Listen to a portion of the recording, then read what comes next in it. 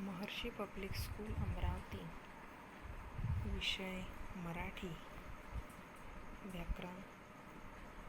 आज आपण जो भाग बघणार आहोत तो व्याकरणाचा भाग आपण बघणार आहोत. याआधी आपण शब्दांच्या जाती हा भाग अभ्यासलेला आहे. त्यामध्ये आपण विकारी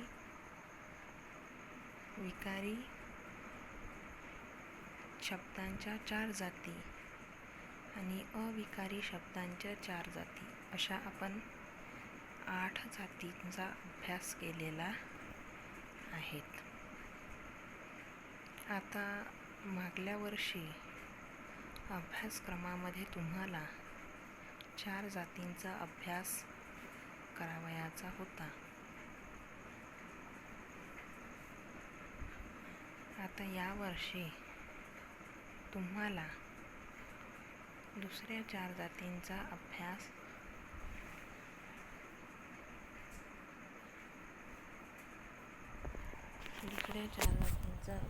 करायचा आहे.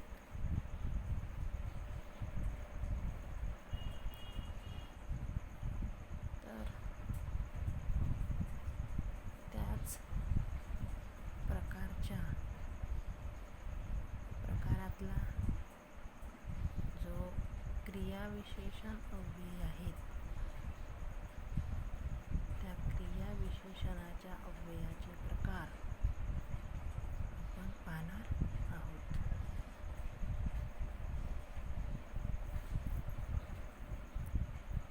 क्रियाविशेषण अव्ययाचे प्रकार आपण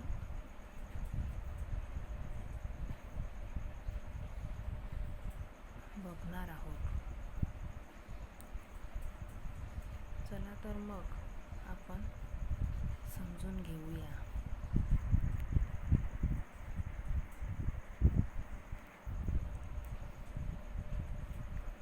की मागील इयत्तेत आपण नाम, सर्वनाम, विशेषण व क्रियापद या विकारी शब्द प्रकारांचा अभ्यास केला आहे. या इयत्तेत आपण अविकारी शब्द प्रकारांचा अभ्यास करणार आहोत. क्रियाविशेषण अव्यय, शब्दयोगी अव्यय, उभयान्वी अव्यय, केवळ प्रयोगी अव्यय या शब्द प्रकारांना अविकारी शब्द प्रकार म्हणतात. कारण लिंगवचन विभक्तीचा ज्या शब्द प्रकारांवर परिणाम जर होत असेल तर ते विकारी शब्द. लिंगवचन विभक्तीचा कुठल्याही प्रकारचा शब्द प्रकारांच्या स्वरूपात रूपांमध्ये बदल होत नसेल तर ते अविकारी शब्द. कोणते शब्द? अविकारी शब्द.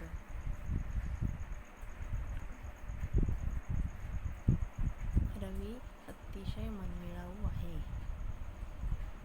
त्याच्या घराच्या पलीकडे व्यायामशाळा आहे. व्यायाम करून घरी आल्यावर तो आपली सगळी कामे पटपट आवरतो. रवी नेहमी सर्वांशी नम्रपणे बोलतो. रवी अतिशय मनमिळाऊ आहे. त्याच्या घरच्या पलीकडे व्यायामशाळा आहे. व्यायाम करून घरी आल्यावर तो आपली सगळी कामे पटपट आवरतो. रवी नेहमी सर्वांशी नम्रपणे बोलतो. वरील वाक्यातील अधोरेखित केलेले अतिशय, पलीकडे, पटपट व नेहमी हे शब्द क्रियाविशेषण अव्यय आहेत. हे शब्द वाक्यातील क्रियापदाबद्दल विशेष माहिती देतात. वाक्यातील क्रियापदाबद्दल विशेष माहिती देणारे शब्द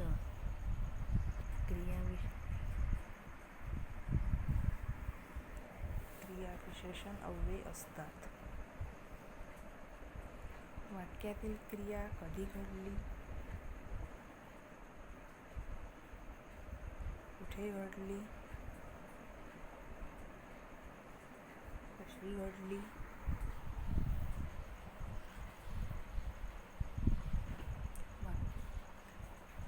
वाक्यातील क्रिया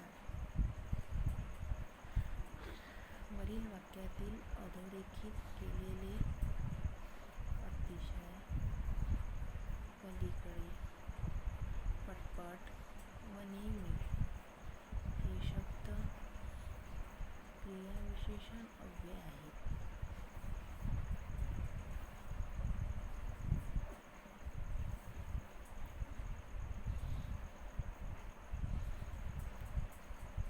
अव्यय आहेत.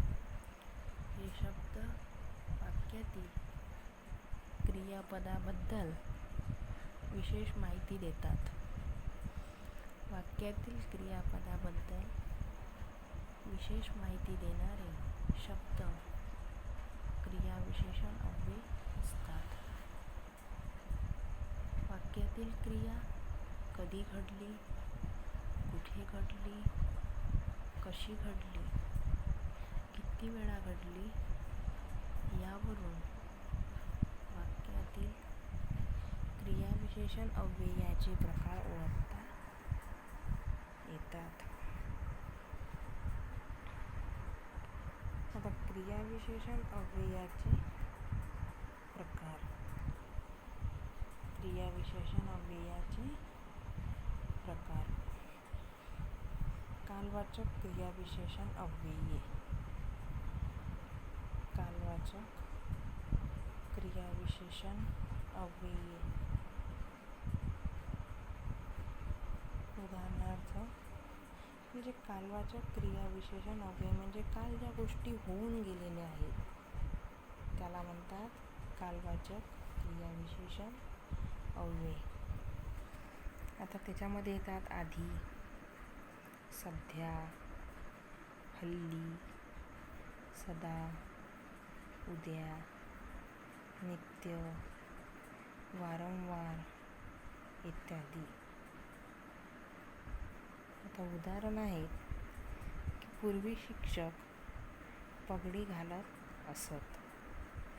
पूर्वी शिक्षक पगडी घालत असत म्हणजे पूर्वी शिक्षक काय करत होते की डोक्याला फेटा बांधत किंवा गुंडाळत होते. त्यानंतर आहे स्थलवाचक क्रियाविशेषण अव्यय. स्थलवाचक क्रियाविशेषण अव्यय. आता स्थलवाचक म्हणजे एखादं ठिकाण किंवा एखादं स्थळ त्याला म्हणतात स्थलवाचक क्रियाविशेषण अव्यय. स्थळ म्हणजे ठिकाण. स्थळ म्हणजे ठिकाण. सर्वत्र, इथे, जिथे, जिकडे, खाली, मागे, अलीकडे इत्यादी. की सर्वत्र, इथे, जिथे, जिकडे, खाली, मागे, अलीकडे इत्यादी. त्यानंतर आहेत रीतिवाचक क्रियाविशेषण अव्यय. रीतिवाचक क्रियाविशेषण अव्यय. रीती म्हणजे गती. जशी कासवाची गती पटकन, कासवाची गती हळूहळू, सस्याची गती धाव, अस्वलाची गती, अशा अनेक ज्या गती आहेत त्याला रीती असे म्हणतात. तर उदाहरणार्थ पटकन, पटपट, जलद, आपोआप इत्यादी. आता गोगलगाय हळू चालते. गोगलगाय हळू चालते. त्यानंतरचा प्रकार आहेत परिणामवाचक किंवा संख्यावाचक क्रियाविशेषण अव्यय. परिणामवाचक व संख्यावाचक क्रियाविशेषण अव्यय. उदाहरणार्थ किंचित, काहीसा, अत्यंत, मोजके इत्यादी. टोपलीत भरपूर फुले. टोपलीत फुले भरपूर आहेत. टोपलीत फुले भरपूर आहेत. म्हणजे टोपलीत काय आहे? फुले भरपूर आहेत.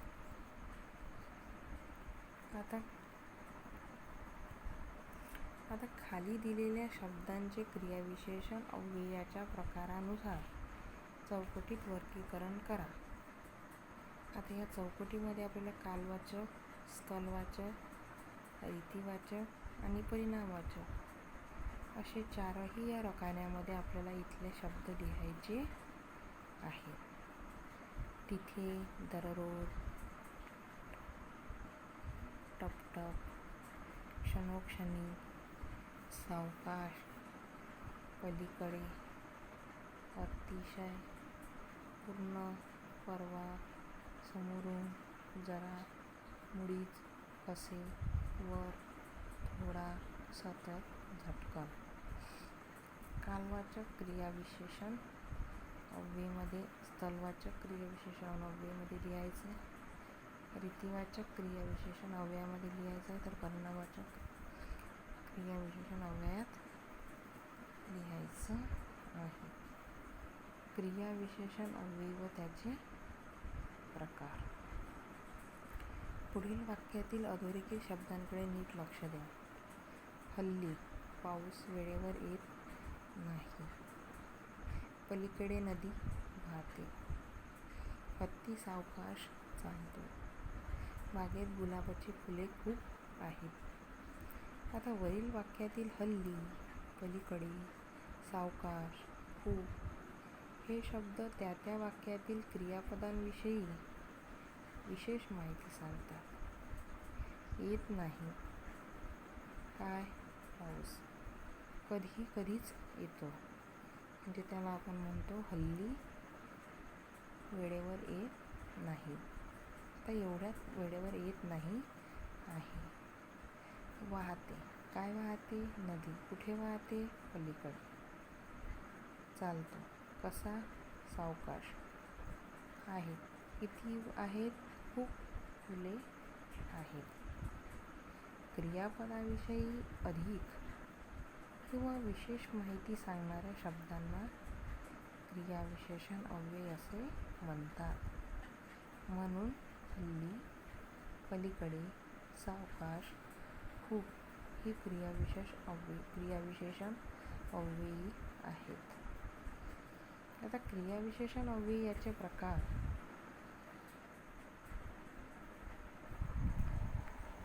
हल्ली,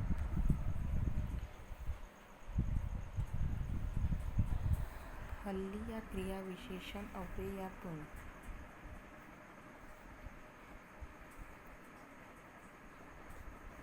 हल्ली या क्रियाविशेषण अव्ययातून काळाचा बोध होतो.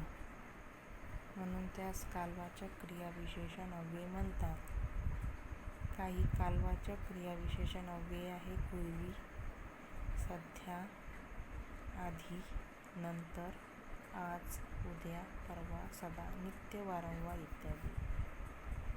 पलीकडे या क्रियाविशेषण अव्ययातून स्थळाचा, ठिकाणाचा बोध होतो, म्हणून त्यास स्थलवाचक क्रियाविशेषण अव्यय असे म्हणतात.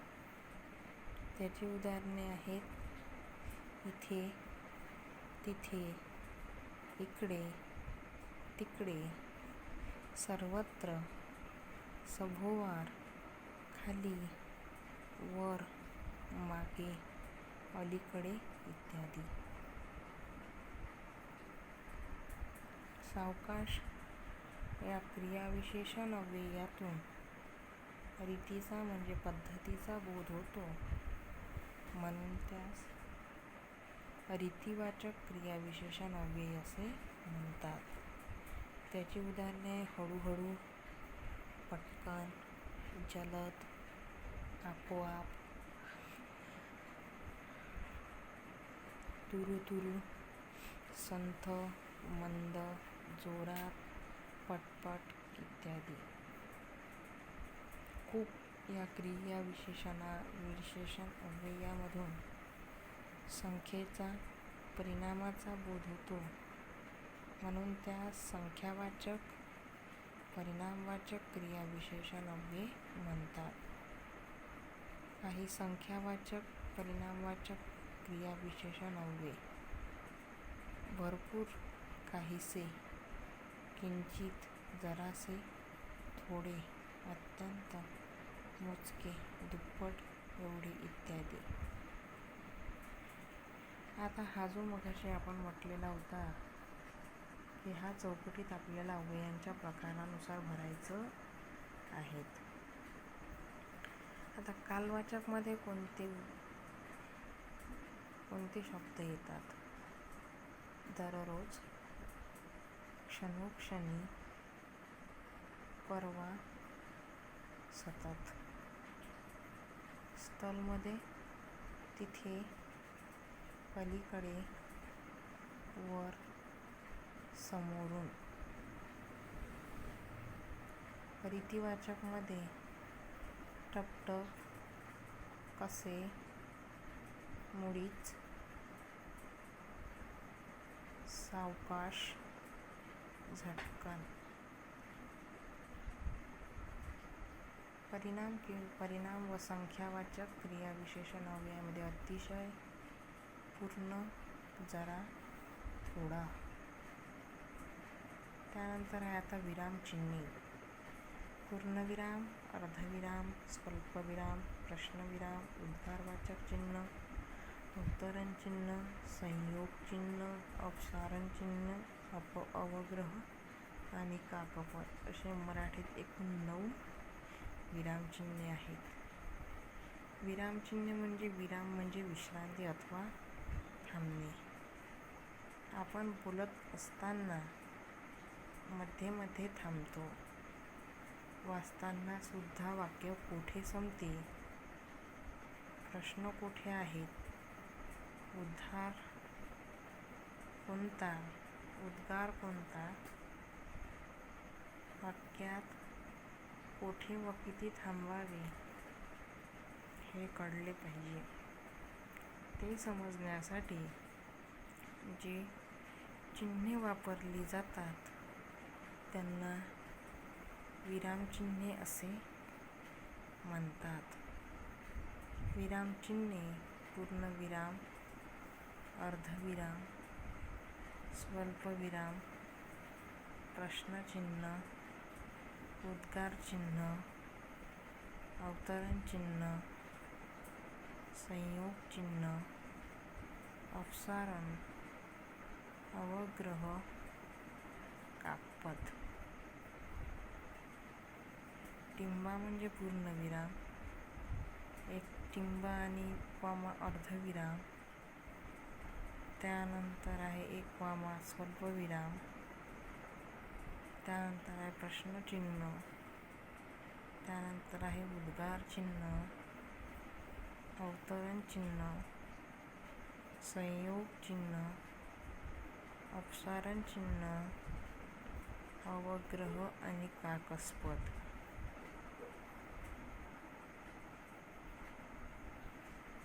त्यानंतर आहे चिन्हाचे नाव. एक पूर्णविराम.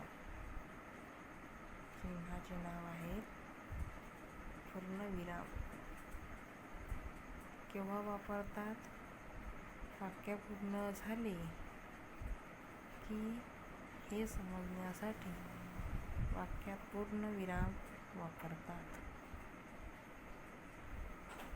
शब्दांचा आक्षेप दाखविण्यासाठी आद्य अक्षरांमुळे टिंब दिले जाते. उदाहरण आहेत, मी सहलीला जातो. त्यानंतर आहे दुसरं प्रकार, चिन्हाचं नाव आहे अर्धविराम. चिन्हाचं नाव आहे अर्धविराम. दोन छोटी वाक्ये उभयान्वयी अव्ययांनी जोडलेली असतात तेव्हा अर्धविराम वापरतात. दोन छोटी वाक्ये उभयान्वयी अव्ययांनी जोडलेली असतात तेव्हा अर्धविराम वापरतात. उदाहरणार्थ, गड आला पण सिंह गेला. त्यानंतर आहे तिसरं, स्वल्पविराम. केव्हा वापरायचं? ते एकाच जातीचे अनेक शब्द लागोपाठ आल्यास स्वल्पविराम वापरतात. संबोधन दर्शविताना स्वल्पविराम वापरतात. त्याचं उदाहरण आहे, बागेत मोर, चिमणी, पोपट व कबूतर हे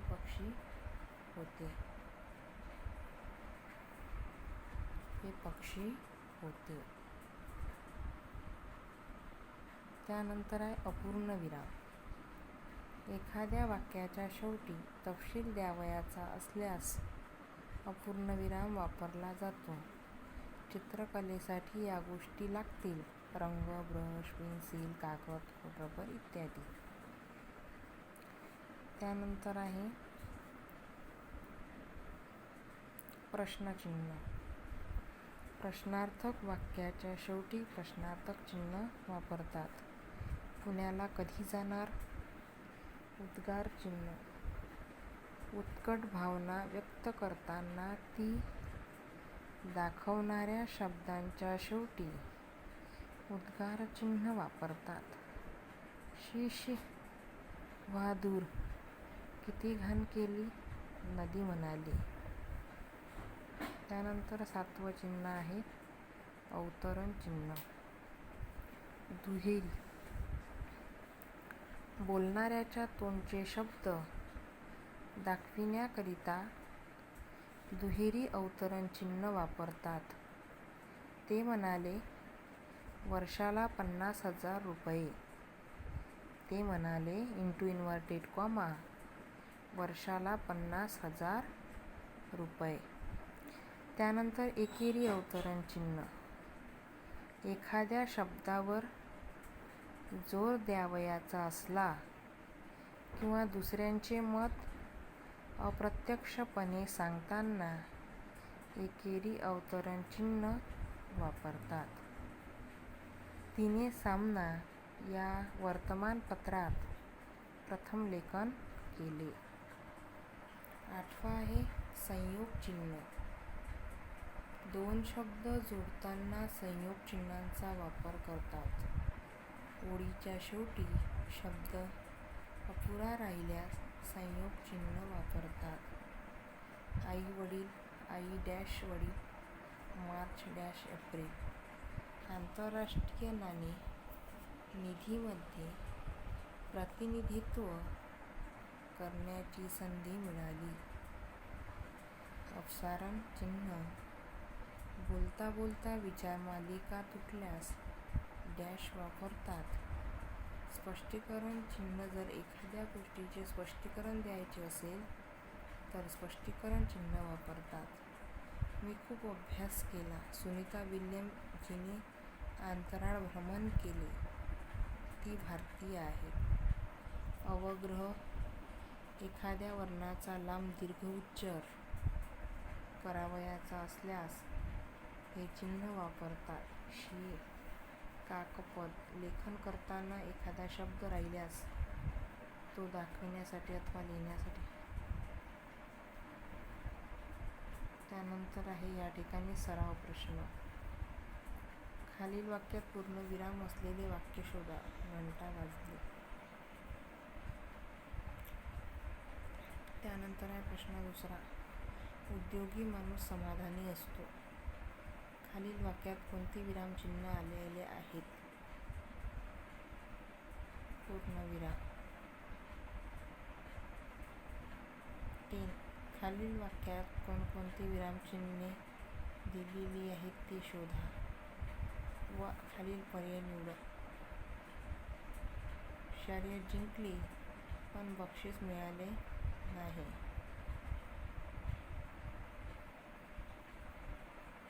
प्रश्न 4. संगणक आहे परंतु आंतरजाल जोडणी नाही.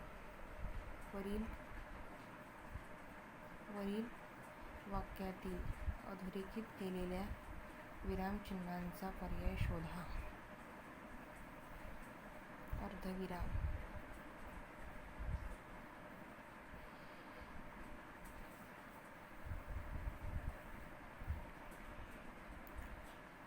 पुढील विरामचिन्हे केव्हा वापरतात?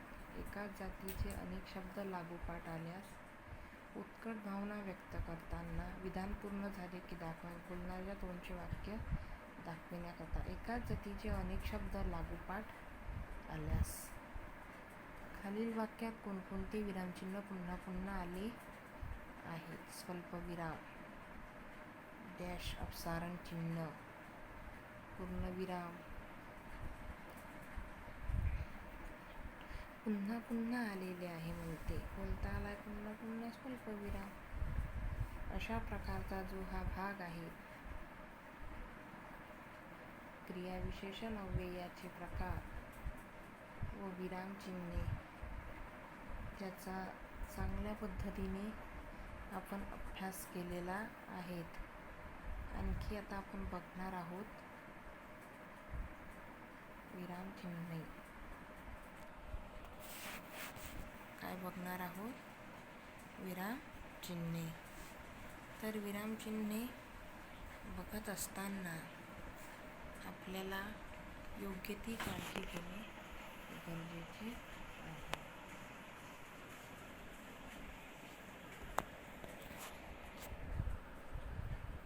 आज आपण विरामचिन्हांचा वापर कसा करावा याचा अभ्यास करणार आहोत. आपण दुसऱ्याशी बोलतो तेव्हा अनेक वाक्य बोलतो. वाक्य मोठे असेल तर बोलताना आपण मध्ये मध्ये थांबतो. या थांबण्याला विराम म्हणतात. लेखन करताना हा विराम वेगवेगळ्या खुणांनी दाखवला जातो. या खुणांना विरामचिन्हे असे म्हणतात. आज आपण अशाच विरामचिन्हांचा अभ्यास करणार आहोत. 1. पूर्णविराम. हे चिन्ह केव्हा वापरतात? वाक्य पूर्ण झाले हे दाखवण्यासाठी पूर्णविराम हे चिन्ह वापरतात. नावाची आद्याक्षरे किंवा संक्षिप्त रूपे लिहिताना हे चिन्ह वापरतात. उदाहरणार्थ 1. मी दररोज अभ्यास करतो. 2. मीना शाळेला जाते. 3. नदीला खूप पाणी आहे. 4. वि. दा. सावरकर. वरील सर्व वाक्यामध्ये वाक्य पूर्ण झाल्यानंतर पूर्णविराम हे चिन्ह वापरलेले आहे. तसेच विनायक दामोदर सावरकर यांच्या नावातील आद्याक्षरानंतर पूर्णविराम दिलेला आहे. 2. अर्धविराम. हे चिन्ह केव्हा वापरतात? 2 छोटी वाक्ये जोडण्यासाठी अर्धविराम हे चिन्ह वापरतात.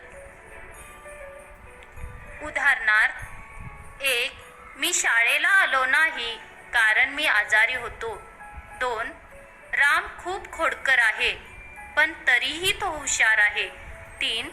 गड आला पण सिंह गेला. वरील सर्व वाक्यामध्ये 2 छोटी वाक्ये जोडण्यासाठी अर्धविराम हे चिन्ह वापरलेले आहे. स्वल्पविराम एकाच जातीचे अनेक शब्द एकत्र आल्यास हे चिन्ह वापरतात. उदाहरणार्थ 1. मधु, चंदू, मीना, सरिता यांनी गणित बरोबर सोडवले. 2. गंगा, यमुना, गोदावरी, कावेरी या भारतातील नद्या आहेत. 3. बागेत मोगरा, अबोली, गुलाब ही फुले आहेत. वरील सर्व वाक्यांमध्ये एकाच जातीच्या शब्दानंतर स्वल्पविराम हे चिन्ह वापरलेले आहे. संयोग चिन्ह 2 शब्द जोडताना किंवा ओळीच्या शेवटी शब्द अपुरा राहिल्यास संयोग चिन्ह वापरतात. उदाहरणार्थ 1. गडावर चढता उतरताना काळजी घ्यावी. 2. आई वडिलांचा मान राखा. वरील वाक्यात चढता उतरताना आई वडिलांचा हे शब्द जोडण्यासाठी संयोग चिन्ह वापरलेले आहे. 3. शिवरायांचा जन्म शिवनेरी किल्ल्यावर झाला. या वाक्यात किल्ल्यावर हा शब्द ओळीत अपुरा राहिल्याने तो खालील ओळीत लिहिताना किल्ल्या या अपुऱ्या शब्दासमोर संयोग चिन्ह लिहून राहिलेला वर हा शब्द खालील ओळीत लिहिला आहे. प्रश्नचिन्ह वाक्यात जर प्रश्न विचारला असेल तर वाक्याच्या शेवटी प्रश्नचिन्ह वापरतात. उदाहरणार्थ 1. तुझे वडील काय करतात? 2. लीलाला कशाची हौस होती? 3. मीनूला रस्ता ओलांडण्यास कोणी मदत केली? वरील वाक्यांमध्ये काय, कशाची, कोणी हे प्रश्नार्थक शब्द आहेत. म्हणजेच वाक्यात प्रश्न विचारलेला आहे म्हणून प्रश्नचिन्ह वापरलेले आहे. उद्गार चिन्ह मनातील भावना व्यक्त करणाऱ्या उद्गारार्थी शब्दानंतर उद्गार चिन्ह वापरतात. उदाहरणार्थ 1. अरे रे, फार वाईट झालं. 2. बापरे, केवढा मोठा साप. 3. अबब, केवढी मोठी इमारत. वरील वाक्यांमध्ये अरे रे, बापरे, अबब हे उद्गारवाचक शब्द आहेत म्हणूनच या शब्दानंतर उद्गार चिन्ह वापरलेले आहे. एकेरी अवतरण चिन्ह एखाद्या शब्दावर जोर देताना किंवा महत्त्वाचा शब्द लिहिताना हे चिन्ह वापरतात. उदाहरणार्थ 1. गांधीजींनी चले जाव ही घोषणा दिली. 2. वंदे मातरम हे आपले राष्ट्रीय गीत आहे. 3. संत ज्ञानेश्वरांनी भावार्थ दीपिका हा ग्रंथ लिहिला. वरील वाक्यामध्ये चले जाव, वंदे मातरम, भावार्थ दीपिका या महत्त्वाच्या शब्दांसाठी एकेरी अवतरण चिन्ह वापरलेले आहे. दुहेरी अवतरण चिन्ह दुसऱ्याच्या तोंडचे वाक्य जसेच्या तसे लिहिताना दुहेरी अवतरण चिन्ह वापरतात. उदाहरणार्थ 1. बाई म्हणाल्या, उद्या शाळेला सुट्टी आहे. 2. मीना म्हणाली, मी सहलीला येणार नाही. 3. गुरुजी म्हणाले, मुलांनो भरभर चाला. वरील वाक्यांमध्ये बाई, मीना, गुरुजी यांनी बोललेले वाक्य जसेच्या तसे लिहिले आहे म्हणूनच वाक्यात दुहेरी अवतरण चिन्ह वापरलेले आहे.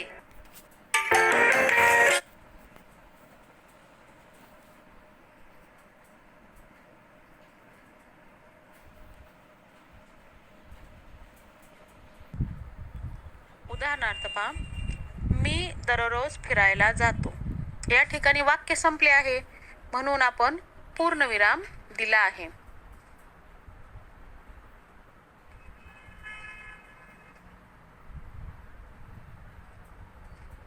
दुसरा आहे अर्धविराम. याची खूण किंवा संकेत या पद्धतीने दिला जातो. 2 छोटी वाक्ये जेव्हा उभयान्वी अवयवाने जोडतात तेव्हा हे चिन्ह वापरले जाते. आपण उदाहरण पाहूया पहा. गड आला पण सिंह गेला.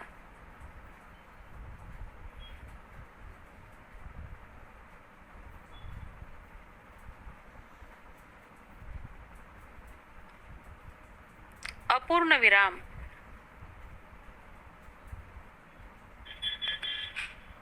याचा संकेत किंवा चिन्ह हे आहे. वाक्याच्या शेवटी तपशील द्यायचा असल्यास अपूर्ण विराम वापरावा. उदाहरणार्थ पहा. पुढील उदाहरणे सोडवा. मुले उत्तीर्ण झाले. या ठिकाणी मुले उत्तीर्ण झाले. उत्तीर्ण होण्याचा तपशील पुढे दिलेला आहे पहा. 7, 15, 19, 35 या पद्धतीने.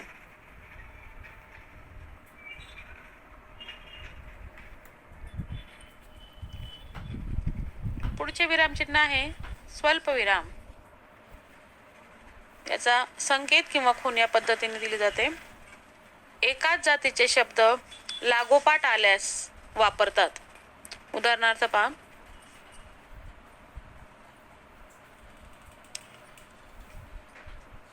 हिमालय, सह्याद्री, अरवली हे भारतातील पर्वत आहेत.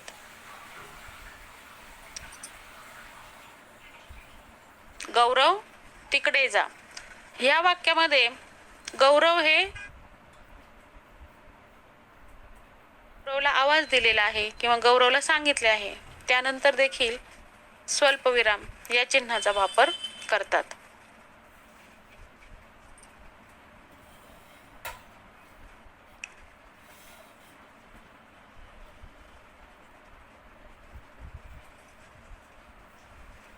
प्रश्नचिन्ह. याचा संकेत किंवा खूण या पद्धतीने आहे. वाक्यामध्ये प्रश्न विचारला असेल तर वाक्याच्या शेवटी वापरतात. उदाहरणार्थ पहा. तू खेळायला कुठे गेला होतास?